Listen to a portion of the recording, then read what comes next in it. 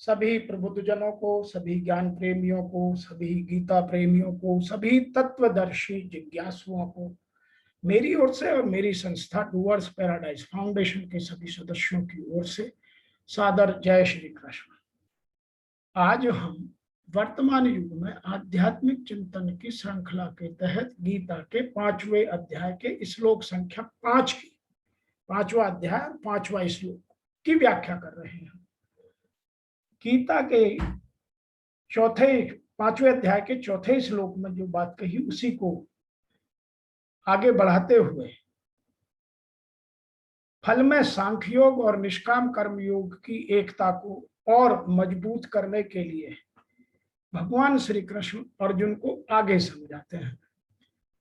और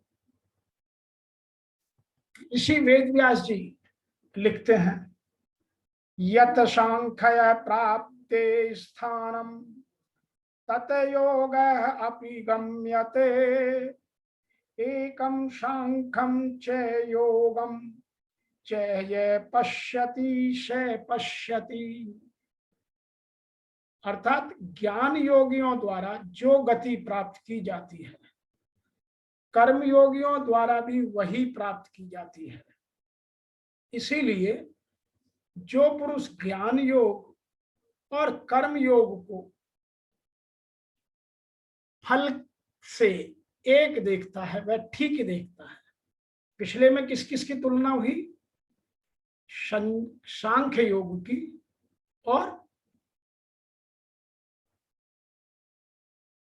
कर्म योग की। और यहां किसकी हो रही है? यहां जो तुलना है वह तुलना कुछ अलग है। सांख्य योगियों के द्वारा जो तत्व प्राप्त किया जाता है, कर्म योगियों द्वारा भी वही प्राप्त किया जाता है। अतः जो मनुष्य सांख्य योग और कर्म योग के फल स्वरूप दोनों को एक देखता है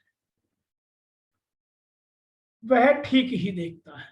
The state which is attained by the renouncing the actions is also attained by those who pursue actions. He who see both as the same sees correctly.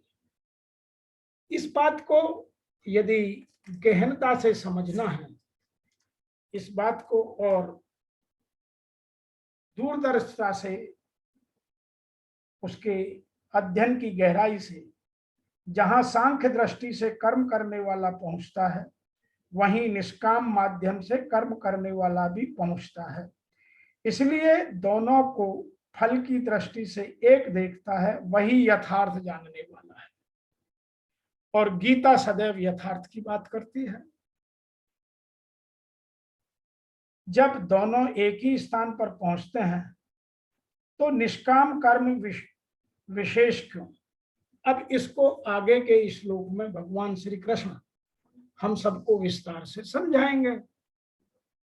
तो यहां हम इस श्लोक से यह बात जानने का प्रयास करते हैं कि यत संख्य प्राप्ते स्थानम तद्योगैरपि गम्यते। पूर्व श्लोक के उत्तार्ध में भगवान ने कहा था कि साधन में भी अच्छी तरह से स्थित होकर मनुष्य दोनों साधनों के फलस्वरूप परमात्मा तत्व को प्राप्त कर लेता है। उसी बात की पुष्टि भगवान उपयुक्त पदों में दूसरे ढंग से कर रहे हैं कि जो तत्व सांख्य योगी प्राप्त करते हैं वही तत्व कर्म योगी भी प्राप्त करते हैं। संसार में जो यह मानता है कि कर्म योग से कल्याण नहीं होता, कल्याण तो ज्ञान योग से होता है, इस मान्यता को दूर करने के लिए यहाँ अपि अपव्यय का प्रयोग किया गया है। अपि मीन्स भी। तो कर्म योग से भी वही फल या वही तत्व प्राप्त किया जा सकता है। सांख्य योगी और कर्म योगी दोनों ही अंत में कर्मों से अर्थात क्रियाशील प्रकृति से संबंध विच्छेद कर लेते हैं। प्रकृति से संबंध विच्छेद होने पर दोनों ही योग एक हो जाते हैं। साधन काल में सांख्य योग का विवेक अर्थात जड़ चेतन का संबंध विच्छेद, और कर्मयोगी को वही अपनाना पड़ता है। कर्मयोगी की प्रणाली अपने लिए कर्म न करने की पद्धति है और सांख्य योगी को अपनानी पड़ती है। सांख्य योग विवेक प्रकृति पुरुष का संबंध विच्छेद करने के लिए होता है। कर्मयोग कर्म संसार की सेवा के लिए होता है। सिद्ध होने पर सांख्य योगी और कर्म योगी दोनों की एक स्थिति होती है, क्योंकि दोनों ही साधक अपनी निष्ठाएं हैं। यह बात गीता के 3रे अध्याय में 3रे श्लोक में स्पष्ट रूप से बताई गई थी। जो लोग इस व्याख्या को ठीक से सुन रहे हैं वह मेरे गीता के 3रे अध्याय के 3रे श्लोक को सुनेंगे तो उनको यह बात स्पष्ट से जानने को मिलेगी। संसार विषम है, यह प्रत्येक जानता है। घनिष्ठ से घनिष्ठ सांसारिक संबंध में भी विषमता रहती है, परंतु परमात्मा सम है। अतः समरूप परमात्मा प्राप्ति संसार से सर्वथा संबंध विच्छेद होने पर ही होती है। संसार से संबंध विच्छेद करने के लिए 2 योग मार्ग हैं, ज्ञान योग और कर्म योग। मेरे सत्स्वरूप में कभी अभाव नहीं होता, जबकि कामना आसक्ति अभाव में ही पैदा होती है। देखिए कितनी बड़ी बात गीता हमें समझाती है। कामना का जन्म कहाँ होता है? कामना और आसक्ति का, जहां अभाव हम महसूस करने लग जाएंगे। ऐसा समझकर असंग हो जाए वह ज्ञान योग है। और जिन वस्तुओं में साधन का राग है उन वस्तुओं को दूसरे की सेवा में खर्च कर दें, और जिन व्यक्तियों में राग है उनकी निस्वार्थ सेवा कर दें, यही कर्म योग है। इस प्रकार ज्ञान योग विवेक विचार के द्वारा और कर्म योग सेवा के द्वारा संबंध से विच्छेद करा देता है या संबंध विच्छेद हो जाता है। एकम सांख्यम च योगम च ये पश्यति च पश्यति। पूर्व श्लोक के पूर्वार्ध में भगवान ने व्यतिरेक रीति से कहा था कि सांख्य योग और कर्म योग बेसमझ लोग अलग अलग फल देने वाले कहते हैं। इसी बात को अब अन्वय रीति से कहते हैं। दोनों की रीतियों को समझना पड़ेगा, व्यतिरेक और अन्वय। बहुत सारे लोग ये भी कहते हैं कि गीता में बहुत सारी चीजों को बार बार दोहराया गया, जबकि ऐसा नहीं है। दोनों का भाव अलग है। इसीलिए यहाँ इस बात को स्पष्ट रूप से समझाया गया है कि पहले श्लोक में व्यतिरेक रीति है और इस श्लोक में अन्वय रीति है। कि जो मनुष्य इन दोनों साधनों को फल दृष्टि से एक देखता है, यथार्थ देखता है, तो यह यथार्थवाद को आगे बढ़ाता है। इस प्रकार चौथे और 5वें श्लोक का सार यह है कि भगवान सांख्य योग कर्मयोग दोनों को स्वतंत्र मानते हैं और दोनों का फल एक ही परमात्मा प्राप्ति मानते हैं। इसकी वास्तविकता को न जानने वाले मनुष्य भगवान को बेसमझ कहते हैं। जानने वाले मनुष्य को भगवान क्या कहते हैं? ना समझ, बेसमझ।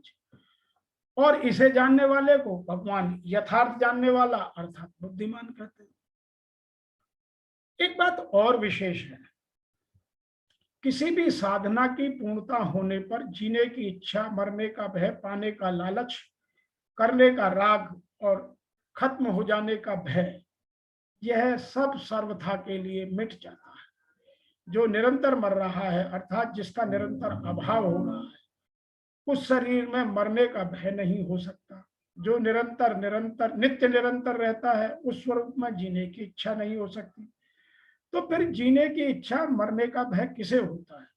जब स्वरूप शरीर के साथ क्या होता है? जब शरीर स्वरूप के साथ तदातन अर्थात एक लय तालमेल कर लेता है, तब उसमें जीने की इच्छा और मरने का भय उत्पन्न हो जाता है। जीने की इच्छा और मरने का भय ये दोनों ज्ञान योग से विवाद द्वारा, विवेक द्वारा, बुद्धि के द्वारा मिट जाते हैं। पाने की इच्छा उसमें होती है जिसमें कोई अभाव होता है।